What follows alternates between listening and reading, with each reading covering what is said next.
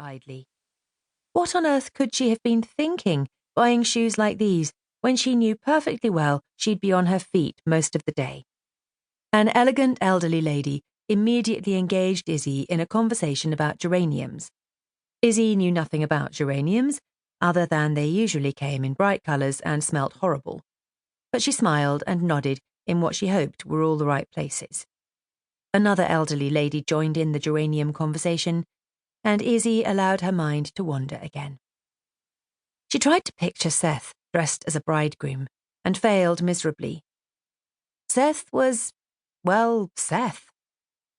Tall, hunky rock star Seth, customarily dressed in jeans and t-shirt, yet still managing to pull off a sexy, cool look without apparently even trying. She missed him. She'd known what she was getting into, of course. She'd realised he'd be away on tour for at least half the year, and in the studio for the other half. Busy man. But God, how she missed him. Right on cue, her phone buzzed. She struggled to get it out of the dainty blue bag, glanced at it, and then smiled. The guy must be psychic. Hey! She took a quick slurp of champagne and nearly choked when he spoke. Hey yourself. The sound of his voice was like warm chocolate oozing down the phone, almost melting her ears. How had he known she'd been missing him even more today? So, how do you look all dressed up as a bridesmaid? She could hear the unmistakable laughter in his voice now. I'll have you know I look completely amazing. Which was a bit far from the truth. Actually, it was a hell of a long way away from the truth. Izzy felt certain she looked like a short blue meringue, but she wasn't going to tell him that. Not Mr. Super Cool, who'd still look sexy in a bin liner. I'll be the judge of that. Send me a picture. Uh-oh. She'd been rumbled. Izzy grimaced. Seriously? Of course, seriously. Otherwise I'll have to rat you out to everyone I know.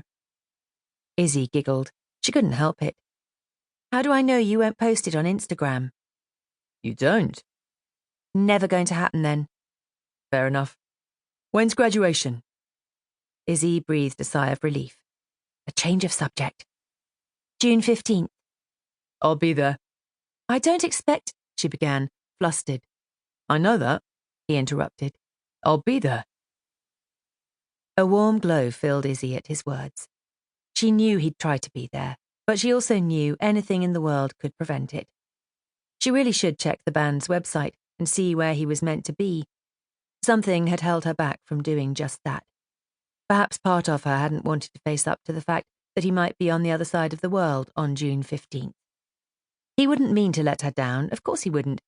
But the decisions weren't always his to make. Tickets would have been sold almost a year in advance. If memory served, he should be somewhere in Australia at the moment. So who knew where he'd be in the middle of June? It was only a few weeks away now.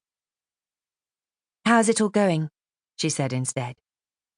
Pretty good. The album's gone down well here, so the gigs are all sold out. Busy then? I'll miss you, Iz. There was no mistaking the sincerity in his voice, even from so far away. The glow inside Izzy reignited. I miss you too. You'd better. His deep laugh floated down the phone. Izzy sighed, wishing she could be with him. He had offered to fly her out to Sydney or Melbourne, but she didn't dare disappear this close to graduation. She'd even stayed in London most of the time, telling her parents she had to be professional about the whole graduation ceremony and everything that went with it. There were the year photos to have done, tables to book for various meals and celebrations, parents and annoying younger brothers to find accommodation for, and a fabulous dress to discover that isn't a blue meringue. She was thinking something slinky and black, understated yet chic. After graduation, you'll need a holiday. He broke into her frenzied thoughts. Which means... She took a deep breath, knowing exactly what it meant. A trip to a quiet, far-flung beach with your favourite rock singer. Oh, is Dave Grohl likely to be on a quiet, far-flung beach at the end of June? Careful. Izzy peered into the reception. I have to go back in, she said. Looks like food's coming.